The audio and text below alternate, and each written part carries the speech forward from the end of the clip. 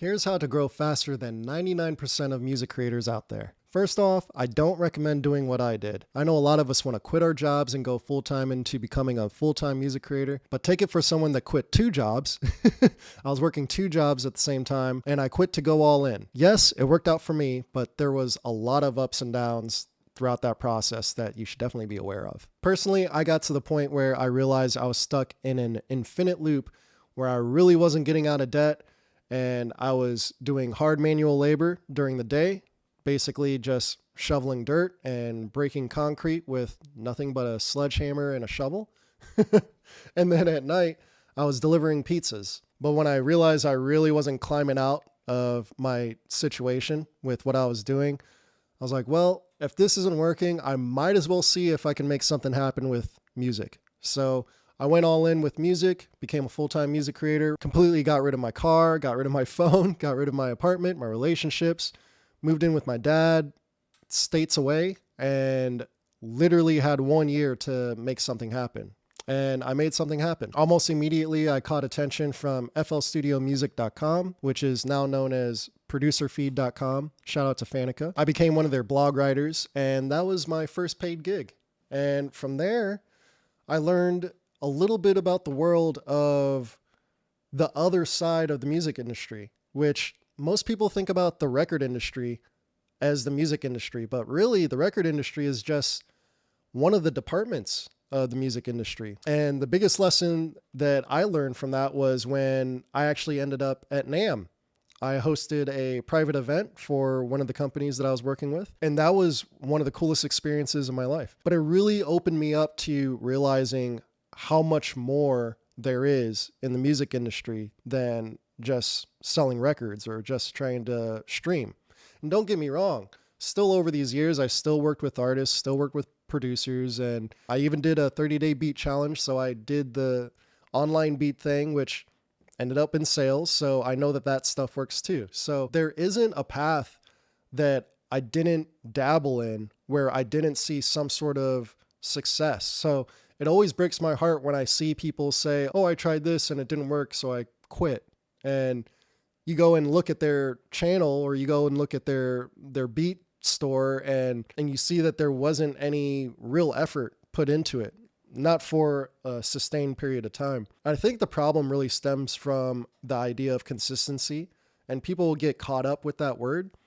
So they think that, oh, well, if I'm consistent, then it's just going to work. So that's what they do. They end up trying to be consistent, not realizing what consistency actually means. And they end up giving up. But what consistency actually means is be consistently iterating. You're not supposed to consistently do the same thing that you did yesterday. You're supposed to consistently improve. You're supposed to consistently analyze and bring in the data that you need to make the new decisions that you need to make the next day. If your idea of consistency was, so let's use type beats for an example. So if your idea of consistency is, hey, I just looked up the best selling type beats on YouTube. So you just type in type beat and then whatever popped up, that's now what you're going to copy. So whatever artist, whatever style, maybe it's a freestyle type beat, Drake or Dark, Travis Scott, whatever. You're just going to copy that exact thing and copy the thumbnail, copy the tags, the description, and consistently do that same thing over and over again, not realizing how problematic that actually is for a lot of different reasons. One, you have no idea how much money that person is making, actually. Two, you have no idea how much money that person is spending, actually. Three, you have no idea how long that person has been doing those things and why they're doing those things at all. But you decided to do those things, which leaves you in a situation where you can't iterate because you actually have no history of iterating to that point, which means the things that you're implementing into your business, I was about to say those things aren't yours. Obviously, they aren't yours. That's what most businesses are, to be honest.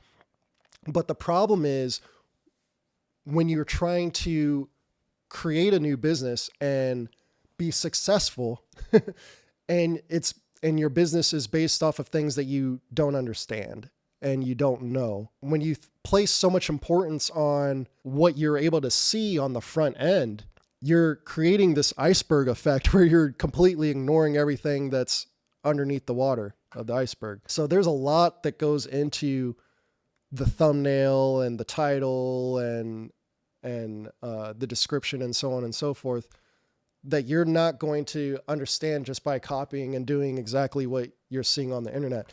And that's assuming that what you're seeing is actually the best thing to do. You know, that's assuming that that's actually the route that you should have gone. So then what ends up happening, you still want to be a music creator, right?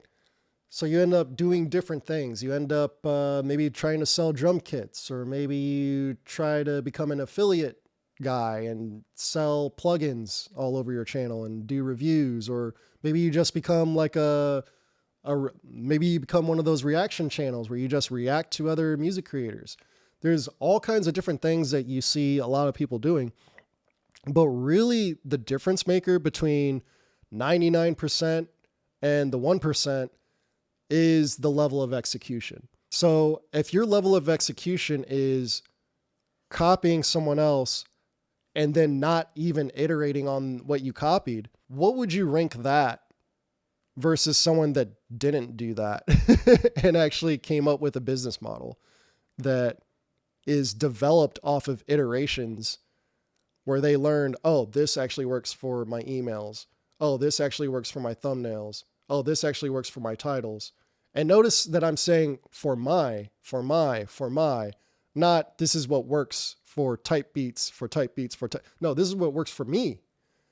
And that's the difference between, you know, a lot of people think of building a personal brand from one side of it, people from the outside looking in, but you got to think about that from the inside looking out as well. So when you develop a business of any type, especially as a music creator, you're automatically in the boat of a personal brand. So whether you want to be or not, and that's kind of the trap there, because you're automatically in the personal brand business, but you're using someone else's brand tactics and strategy to make yours. Now, I know the frustration with that. I get it, because then you're asking yourself the question, well, how do I get started then? I don't even know what to do. Like, you just said all this stuff about a personal brand. I don't know how to build a personal brand.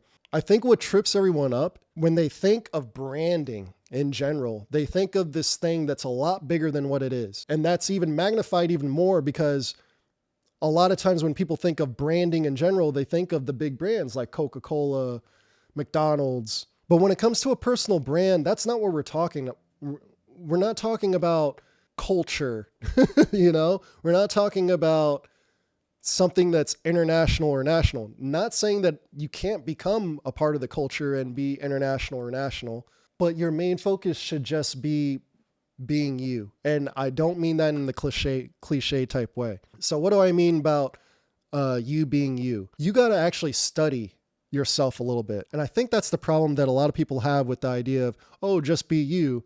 That doesn't work. Of course it doesn't work, because remember what I said earlier in the video, the difference between the 99% and the 1% is the level of execution, right?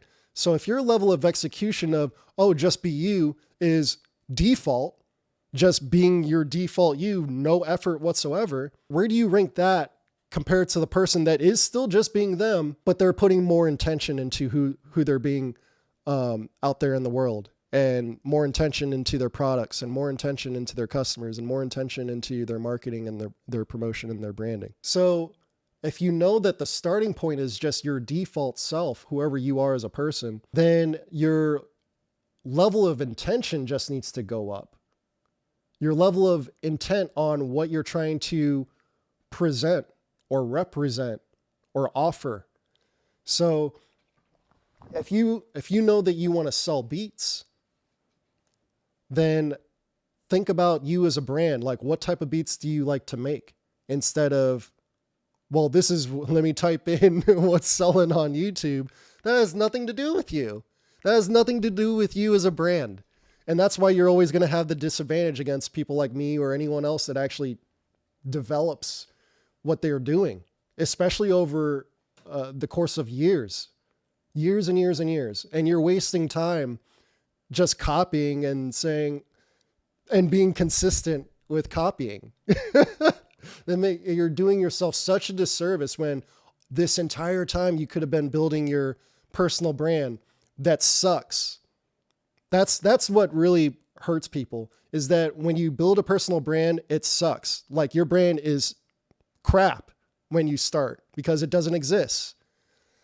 That's why people don't like to do it, because it's starting at ground zero, and you get to feel that. You get to feel what ground zero is like. You get to feel what recording inside of your kitchen with a first generation iPad is like. And even, I say that out loud, and even me, I still feel privileged getting to record with an iPad. But I know that there's people out there that are just like, man, all I have is a phone, and it's like a freaking iPhone 13 or whatever. I have a 10X 10 or a XR, screen all messed up and everything. So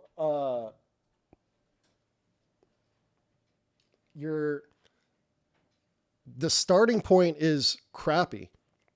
But what a lot of people don't realize is that it's not about the aesthetic, and it's not even, even though we just got through talking about how important building your personal brand is, your brand itself is not that important at the beginning, even though that's what you're doing. Okay? Like, try to let that sink in. Your brand is not a big deal at the beginning, so don't make a big deal of it, but that is what you're building at the beginning. That is what you need to focus on building at the beginning, but don't put the pressure on yourself to have a great brand when you get started, because that makes no sense. Like, you can't. You can't. Unless you go viral, which actually hurts your brand. I'm not going to get into the technical aspects of that. That's something that maybe I'll teach that in a future video. But for those of you who know, you know exactly what I'm talking about. So, and for those of you who are curious, just do some research. I think the biggest gem in this video will be, if you really want to be a music creator, think about what you're actually trying to accomplish. Think about where you're trying to be at the end of the year. And if you're really serious about monetizing, and not just monetizing right away, but monetizing year after year, month after month, and not just hundreds of dollars, but thousands of dollars, then you really want to take into consideration where your end goal is, so that you could set yourself up to actually hit those points. And it's always going to go back to, well, did you build a brand based on you? Because that's the easiest. The only reason that we tell you to build a personal brand is because that's the easiest brand for you to build. It's not because it's not because that's the end all be all or anything like that. There's a lot of ways to work in the music industry without building a personal brand, but it's the easiest way and the best way to maximize your income. So that's why I kind of represent that side of the music industry, where, I run into artists, and, I run into producers, and surprisingly, maybe not surprisingly, with some of the managers and label executives out there, like, exactly what I'm talking about. Like, the artists don't really want to be an artist, right? Like, they actually just want to be a musician, or they just want to make music. They don't actually want to be an artist, as in do business. And that's kind of how I define an artist personally. Even growing up, like, this was before I made a single dime from music. Okay. Like, I always thought of an artist as someone that you would pay for their work. The world is like, hey, can I buy that?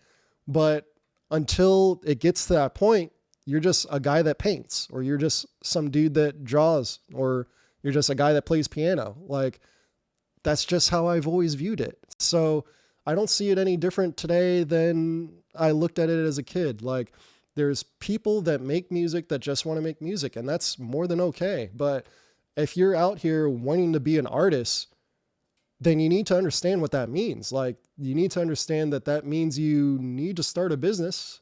And that's the only way that you're really going to gain any leverage moving forward. In fact, it's the ultimate way to gain leverage. So much leverage that you might not even have to ever sign any sort of a record deal if you're still obsessed about the record industry, the record department in the music industry. Follow me on IG, DM me the word Muzik Mogul, MUZIKMOGUL, if you're interested in joining my 4-month program where I teach all of this stuff and a whole lot more for music creators to actually start monetizing their work and getting ahead out of that 9-to-5 rat race, because it's not necessary if you're a music creator. You have way too many skills and way too much ability for you to be working a 9-to-5 if you're truly a creator. If you're a creator in today's economy and in the future economy, that's what the economy is going to be based on. How well you create and how well you represent those creations as a personal brand. I think that is the ultimate future. I think that's where the companies are going. The companies are all trying to scrape up as many influencers and personal brands as they can. And I think you're going to start seeing these companies literally create personal brands with it. I think that's what a lot of them are salivating over AI about, that they can, let's create a personal brand with this AI bot and have it represent Coca-Cola or have it represent whoever. But I know some of you aren't necessarily out here to create a personal brand. You just want to get better at making music. And if that's the case, then here are 6 tips for you to start making better beats faster.